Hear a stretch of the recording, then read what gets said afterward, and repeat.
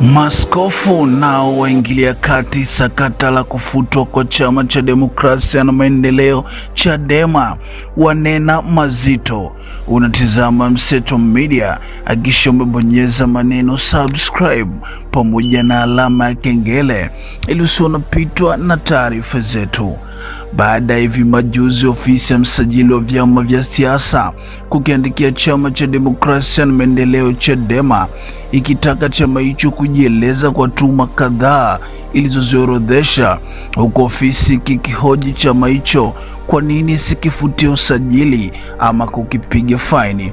Maaskofu nao washindwa kukaa kimya, wanena mazito. Maaskofu kupitia kwa Askofu Kalikawe Bagonza, askofu mkuu wa Dayosisi ya Karagwe wa Kanisa la Kiinjili la Kilutheri Tanzania KKKT, ameandika na kusema na kwenda kunukuu: watu wengi uraiani, vijiweni na serikalini wameniuliza nitoe maoni juu ya hatua ya msajili wa vyama vya siasa kuiandikia barua Chadema. Barua hiyo inatafsiriwa kuwa ina lengo la kuifuta Chadema au kuifungia. Maoni yangu yanapendekeza njia rahisi na salama ya kuifungia au hata kuifuta Chadema.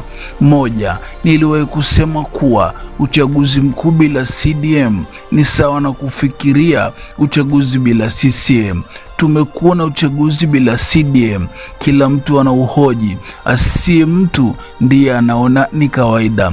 Je, tuweza kujaribu uchaguzi bila CCM? Na shauri tusionje sumu.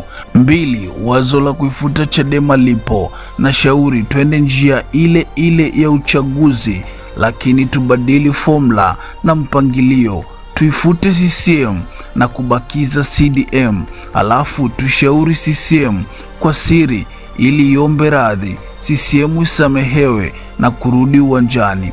Tatu, alafu tuifute CDM kwa kiburi chao, watakataa kuomba radhi, ifutwe moja kwa moja. Kwa njia hiyo CDM watakula jeuri yao na CCM watavuna matunda ya unyenyekevu wao.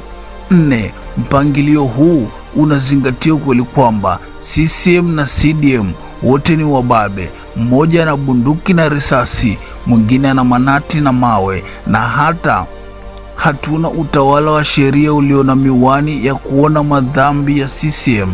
Chadema inasaidiwa na dola, ijionee kuwa inaonewa. Ofisi ya msajili kipofu inahujumu maridhiano na amani ya nchi kwa kudhani inaikomoa CDM.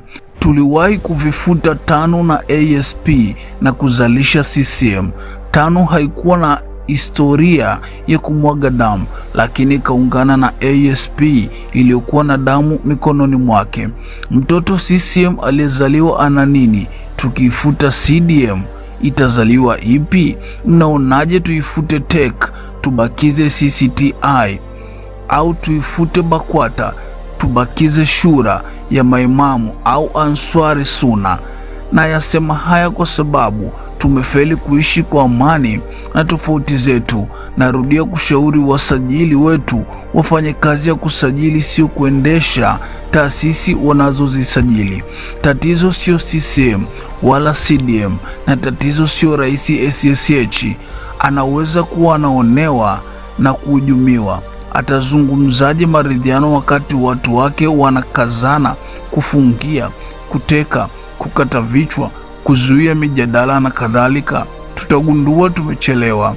8, tuna matatizo makubwa mawili: fedha na hofu ya ukweli, kwamba fedha zinunue utu, uhai, haki, teuzi, heshima, ukweli, chaguzi na ajira, alafu kila mtu aogope kuonana wala kusikilizana na ndugu. Ukweli, kuogopa ukweli kunatibiwa na kukubali ukweli.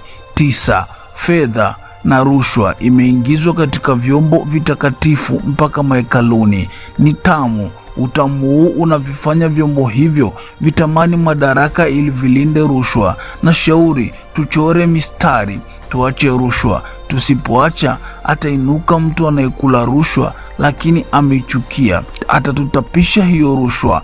Mbona mnasahau upesi? 10 namba 1 mpaka 9 hapo juu yanaweza kusababisha walio madarakani waogope kuondoka na kuhofia kulipwa kisasi. Wanaotafuta madaraka wanaweza kuwa wanapania wakiingia walipe kisasi. Hakuna mwisho bila kuweka mistari. Kisasi kina risasi. Wajomba wa Kijaluo wana hekima isemayo mwanamume mkalimu kupita kiasi husababisha watoto wa majirani wazaliwe wakimfanana. Mtazamaji wa Mseto Media, hayo ndiyo aliyoandika Askofu Bagonza kufuatia barua ya ofisi ya msajili wa vyama vya siasa kuhusu kufutia usajili Chadema. Je, una maoni yapi? Tuandikie hapo chini na sisi tutasoma. Hakikisha umesubscribe, comment, like na kushare. Mseto Media, we connect everywhere.